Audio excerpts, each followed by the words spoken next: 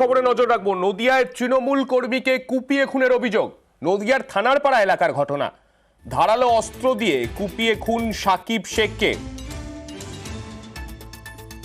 আমাদের সঙ্গে রয়েছেন আমাদের প্রতিনিধি সমীর। সমীরের কাছে যাব। সমীর, ঠিক কি ঘটনা ঘটেছিল?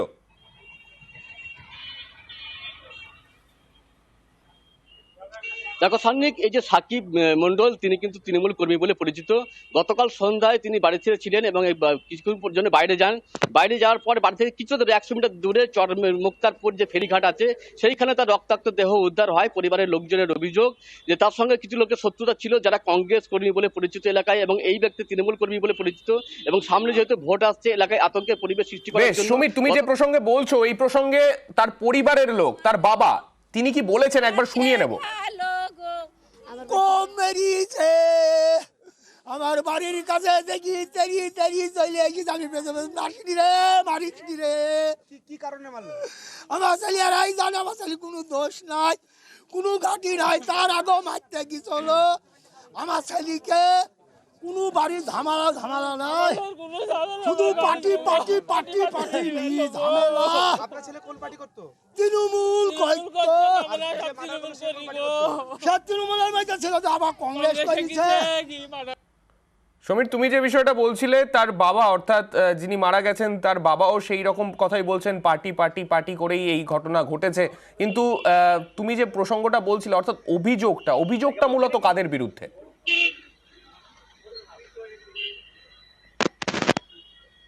দেখো, এই যে সাকিব শেখ, এর দুটো বিয়ে এবং একটি দ্বিতীয় যে স্ত্রী, সেই শ্বশুরবাড়ির পরিবারের পক্ষ থেকে কিন্তু যত ঝামেলা ছিল, জমি জমা সংক্রান্ত বিবাদ ছিল, এবং তারা কিন্তু কংগ্রেস সমর্থক, এবং সেই কারণেই কিন্তু গতকাল তাকে খুন করা হয় বলে মৃতের পরিবারের দাবি।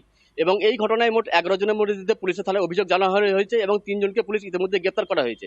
এর পাশাপাশি আজ সকালে ঘটনাস্থল থেকে কিছুটা দূরে ধারালো অস্ত্র উদ্ধার হয়, যেটি খুনে ব্যবহার করা হয়েছে বলে অনুমান করা হচ্ছে পুলিশের পক্ষ থেকে। সান্নিক, বেশ।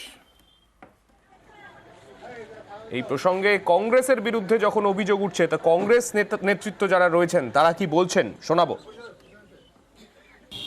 বক্তব্যটা হচ্ছে এই যে খুন, এই খুনের রাজনীতির সঙ্গে আমাদের কংগ্রেস দলের কেউ যোগাযোগ নেই, এবং যেটা ওরা বলার চেষ্টা করছে সেটা পূর্ববর্ষে ওদের একটা পারিবারিক কোনো সমস্যার কারণে সেটা কংগ্রেসকে জড়ানোর চেষ্টা করছে।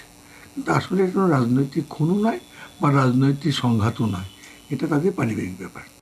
সামনেই নির্বাচন আসছে, তার আগেই রাজনৈতিক ভাবেই এই মৃত্যু হয়েছে এমনটা অভিযোগ করা হচ্ছে, রাজনৈতিক হিংসার কারণে মৃত্যু হয়েছে এমন অভিযোগ তোলা হচ্ছে পরিবারের তরফে।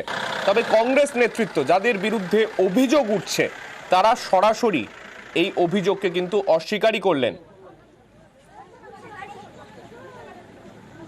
আর এই যে গোটা ঘটনা, তা আসলে পরিস্থিতিকে উত্তপ্ত করতে করা হয়েছে, এই খুন পরিস্থিতিকে উত্তপ্ত করতে করা হয়েছে এমনটা অভিযোগ করছে স্থানীয় তৃণমূল নেতৃত্ব।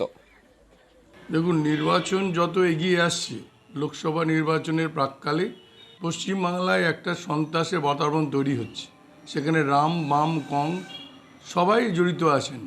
আমরা মনে করি মানুষ এর প্রতিহত করবেন, এবং যে অন্যায় করছেন বা যে দোষী সে ধরা পড়বেই, এবং তার বিরুদ্ধে যথাযথ ব্যবস্থা নেওয়া হবে।